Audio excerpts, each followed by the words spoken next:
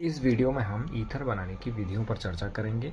Ether बनाने की महत्वपूर्ण विधियों में पहली विधि है अल्कोहलों का निर्जलीकरण, डिहाइड्रेशन ऑफ अल्कोहल। प्राकृतिक अम्लों की उपस्थिति में प्राथमिक अल्कोहल निर्जलीकृत होकर ईथर बनाते हैं।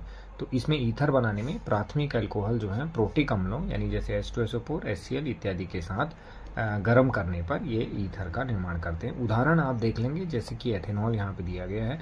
तो इस तरीके से जब इसको हम H2SO4 के साथ 413 केल्विन तक इसको गर्म करते हैं तो यहाँ पर हमें एथॉक्सी एथेन प्राप्त होता है यानी डायएथिल ईथर प्राप्त। दूसरी जो महत्वपूर्ण विधि है वो है विलियमसन संश्लेषण।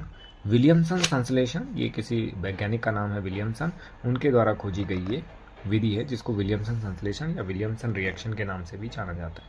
तो इसके बारे में कुछ महत्वपूर्ण बिंदु हैं। यह ईथर बनाने की एक श्रेष्ठ विधि है, बहुत अच्छी विधि मानी जाती है।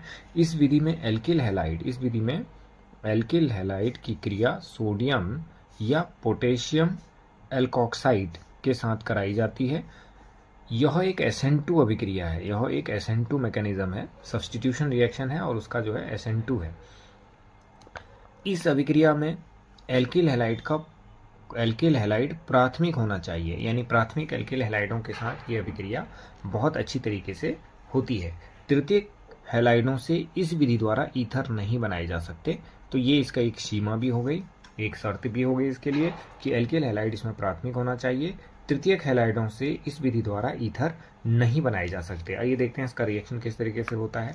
ये जो है हमारा यहाँ पर एक एल्किल हैलाइड है, ये एक एल्किल हैलाइड है, ये एल्किल हैलाइड है और ये आपका सोडियम एल्कोक्साइड है। सोडियम एल्कोक्साइड का नाम यहाँ दिया गया सोडियम एल्कोक्साइड, इसको हम लिख सकते हैं, ऊपर भी लिखा है सोडियम, ये है एल्कोक्साइड, ये एक सोडियम एल्कोक्साइड है। तो इसका जो है ये हैलोजन परमाणु सोडियम से रिएक्ट होता है और इस तरीके से इनके बीच में ये बॉन्ड बन जाता है और एक ईथर का निर्माण होता है और साथ में जो है ये एक हैलाइड यहाँ से सोडियम का जो हैलाइड है वो यहाँ से निकल जाता है इस तरीके से। अब कुछ उदाहरण देख लेते हैं इस अभिक्रिया में, जैसे कि ब्रोमो एथेन को सोडियम एथॉक्साइड के साथ रिएक्ट कराया गया है। ब्रोमो एथेन को सोडियम एथॉक्साइड के साथ रिएक्ट कराया गया है। जो यहाँ पर जो ब्रोमीन है वो इस सोडियम से रिएक्ट होती है, -NaBr यहाँ से निकलता है और ये दोनों आपस में क्या हो जाते हैं, जुड़ जाते हैं, यानी यहाँ पर भी डाईएथिल एथर का निर्माण हुआ है, यानी एथॉक्सी एथेन जिसका आईपीसी नेम है वो निर्माण हुआ है। यानी ये दोनों बीच में से आपने अलग कर देना है और दोनों को जो है O के माध्यम से जोड़ देना है। ये इसका फंक्शनल ग्रुप हो गया, क्रियात्मक समूह हो गया। इसके बाद एक और एग्जाम्पल है इसका इस तरीके से। इसमें आप क्या देखते हैं कि ब्रोमोमीथेन है, ब्रोमोमीथेन को सोडियम फिनॉक्साइड के साथ इसको रिएक्ट कराया गया है। तो यहाँ पर भी क्या है, एक हमारा एथर यहाँ पर प्राप्त हो रहा है, यानी मिथॉक्सी बेंजीन, मिथॉक्सी फिर वही प्रक्रिया हो रही है, -NaBr यहाँ से भी निकल रहा है, यानी NaBr यहाँ से निकला इन दोनों अभिक्रिया से और ये इसके साथ जुड़ गया, इस तरीके से मिथॉक्सी बेंजीन हमें प्राप्त हुआ है।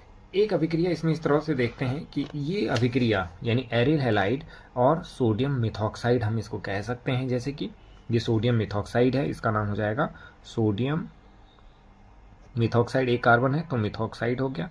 तो सोडियम जो मिथॉक्साइड है यहाँ पर इन दोनों की अभिक्रिया नहीं होगी, तो इसको भी डिस्कस किया जा सकता है। जो है आपका ये जो ये एरिल हैलाइड है, एरिल हैलाइड जो है वो SN2 अभिक्रिया प्रदर्शित नहीं करते, SN2 अभिक्रिया नहीं प्रदर्शित करते। ये SN2 अभिक्रिया इनमें नहीं होती है। क्यों नहीं होती? क्योंकि SN2 में न्यूक्लियोफाइल ऐड होता है, न्यूक्लियोफाइल रिप्लेस करता है, सब्सटीट्यूट करता है इसको। तो न्यूक्लियोफाइल जो होता है वो क्या है कि न्यूक्लियोफाइल के साथ इसके अंदर बेंजीन के अंदर जो है आपके इलेक्ट्रॉन होते हैं, तो वो न्यूक्लियोफाइल को क्या करते हैं, रिपेल करते हैं, जिसकी वजह से ये न्यूक्लियोफाइल यहाँ तक पहुँच नहीं पाता और इसको रिप्लेस नहीं कर पाता। तो हमारे पास ये रीजन है कि SN2 मैकेनिज्म है सारी ये। जबकि ये जो रिएक्शन होगा भी, अगर इनके साथ रिएक्शन जो एरिल हैलाइड करते हैं वो रिएक्शन करते हैं आपका इलेक्ट्रोफिलिक सब्स्टिट्यूशन रिएक्शन यहाँ पर पॉसिबल होगी, न्यूक्लियोफिलिक सब्स्टिट्यूशन रिएक्शन यहाँ पर पॉसिबल नहीं होगा। तो ये रिएक्शन नहीं होगा। इसमें हमें क्या करना होगा कि जो है ये अगर हमें इस तरह का कंपाउंड बनाना है इस तरह का, तो हमें जो है यहाँ पर इनको जो है एल्किल हैलाइड के रूप में ही लेना पड़ेगा और इधर जो है सोडियम फिनॉक्साइड का इस्तेमाल करना पड़ेगा, जिससे हम जो है इस तरह के ईथरों का निर्माण कर सकेंगे। धन्यवाद।